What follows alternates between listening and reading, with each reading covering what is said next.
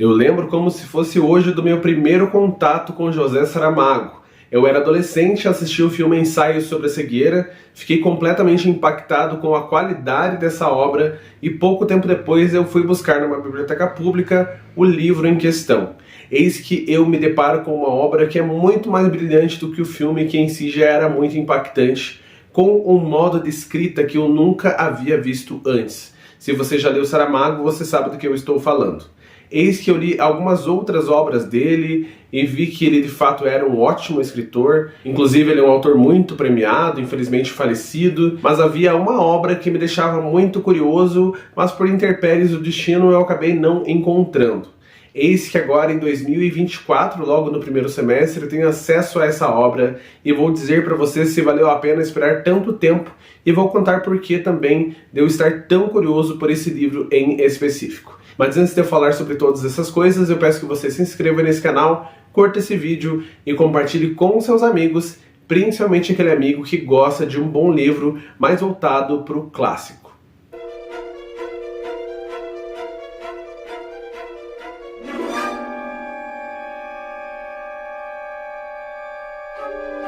Tudo bem, pessoal? Meu nome é Diego Ferraz, sejam muito bem-vindos ao canal Cripteca e bem-vindos a mais uma crítica literária. Vocês sabem o quanto eu gosto de trazer esse tipo de conteúdo por aqui e agora eu estou tentando pelo menos uma vez por semana trazer algum conteúdo de livros para vocês, tentando adiantar as minhas leituras e tentando fazer que tudo funcione dessa forma.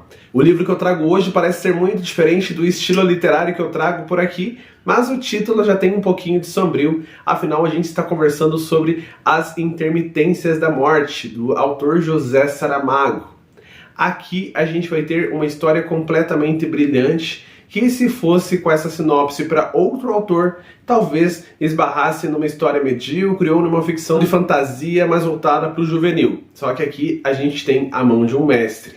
Nessa história a gente vai acompanhar um país específico em que todas as pessoas param de morrer de uma hora para outra. E as pessoas que estavam à beira da morte ou vítimas de acidente ficam ali naquele meio tempo, naquele umbral, elas não conseguem chegar até lá, e as pessoas que estavam saudáveis e iam morrer por uma intempérie ou outra acabam sobrevivendo e ficando tranquilas. E tudo parece ser mil maravilhas, afinal o sonho da imortalidade é algo que os seres humanos buscam há muito tempo, só que logo os problemas técnicos dessa questão vão tomar conta desse país. Problemas como logística, problemas como a superpopulação, a economia, o trabalho dos coveiros, das funerárias e várias outras questões que vão se abrindo.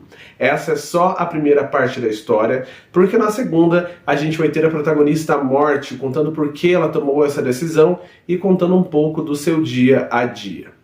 Aqui a gente tem um livro, como eu disse a vocês, extremamente bem escrito. Mas se você ainda não leu José Saramago, eu tenho que dar um alerta a vocês. Ele escreve de uma maneira muito atípica. Aqui há pouquíssima pontuação, há pouquíssimo espaço entre uma linha e outra, então é um texto completamente corrido, e quando há diálogos, os diálogos não são separados por aspas ou travessões. Eles estão, de fato, dentro da história, dentro daquele texto que é quase como se fosse uma caixa quadrada gigantona. E isso acaba dando uma certa dificuldade ao texto, fora a linguagem, que ela é um pouco mais rebuscada, tem várias palavras que são desconhecidas para muitos, inclusive para mim. Então eu gosto de ler Saramago porque é como se eu me deparasse com um dicionário novo, eu vou buscando palavras, anotando. Ele tem de fato um linguajar bem rebuscado, mas não chega a ser um livro arcaico, como aqueles livros antigos, como o Ilíada de Homero. Aqui a gente tem algo que é mais palatável, algo que é acessível, mas ao mesmo tempo algo que continua naquele viés um pouco mais formal. Tudo isso pode fazer com que muitos leitores se afastem da leitura do Saramago, mas eu vou dizer para vocês que a contraponto dessas ressalvas que eu trouxe aqui, esse cara escreve de maneira muito brilhante e todas essas questões técnicas só fazem com que o texto seja mais rico e não com que ele perca a sua qualidade narrativa. Eu fiquei curioso a todo momento e pouquíssimas vezes eu achei que o texto foi enfadonho. Esse livro para mim pode ser dividido em duas partes. A primeira é essa questão da morte parar o seu trabalho, das pessoas pararem de morrer, parte esta que é muito criativa, porque ela esbarra em diversos problemas. Por isso que eu citei anteriormente sobre o brilhantismo do Saramago. Se fosse outro autor, seria uma história que ficaria no raso. Aqui a gente tem uma trama que ela vai bem no fundo dessas questões, desde as relações familiares até as relações monárquicas, porque esse país em questão é um país monárquico, como essas questões políticas vão se reorganizando para que as coisas não fiquem numa situação caótica e vão ficar hora ou outra, afinal os problemas só vão aumentando cada vez mais. Imagina você com um parente na sua casa, que você percebe que ele não vai viver mais, ele está ali no seu leito de morte, só que ele nunca vai nem para frente nem para trás, indiferente ao remédio que você dê para ele, ele não vai melhorar, afinal ele está naquele ponto final da sua vida, e você fica ali com aquela pessoa que está sofrendo de certa forma. E também tem as questões logísticas financeiras, econômicas, de você manter essas pessoas, aonde elas vão estar,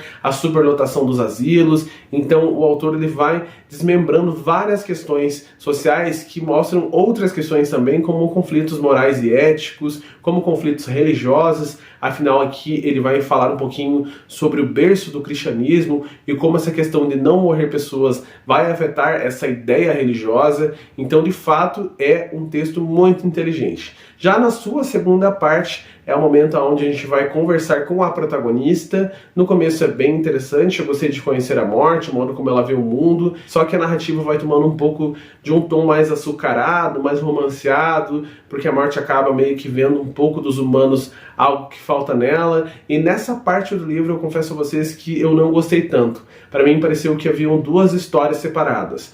Eu queria tanto ler esse livro, porque eu já li diversos livros do Saramago, ensaios sobre a lucidez, ensaios sobre a cegueira, o Evangelho segundo Jesus Cristo, só que esse texto aqui é o mais próximo do terror, de fato, então por isso que eu fiquei um pouquinho curioso. Só que aqui a gente não vai ter uma narrativa de terror, então para mim, pelo menos, foi algo que eu acabei não me encontrando, e a gente vai ter uma narrativa mais voltada para o cômico, mais para a crítica social, feita de maneira muito brilhante, pelo menos na sua primeira parte. Caso você tenha lido esse livro, me conta o que você achou. Caso você tenha lido outros livros do Saramago, também me conta qual livro você acha que vale a pena ler, fora esses que eu já citei. Se você gosta do estilo narrativo desse cara, me conta também. E quais foram os problemas que você teve ao ler essas obras. Se foi de fato difícil ler diálogo sem travessão, sem aspas, ou se foi a questão da linguagem dele, que é mais técnica, que foi um pouquinho difícil para você, ou se tudo foi muito fácil e você achou algo que foi mais engrandecedor do que dificultoso. Então finalizo mais uma vez agradecendo a cada segundo de vocês por aqui e garanto que a gente ainda vai ter muitas conversas esse ano sobre bons livros de terror, suspense e mistério e alguns diferentes como esse que eu trouxe hoje.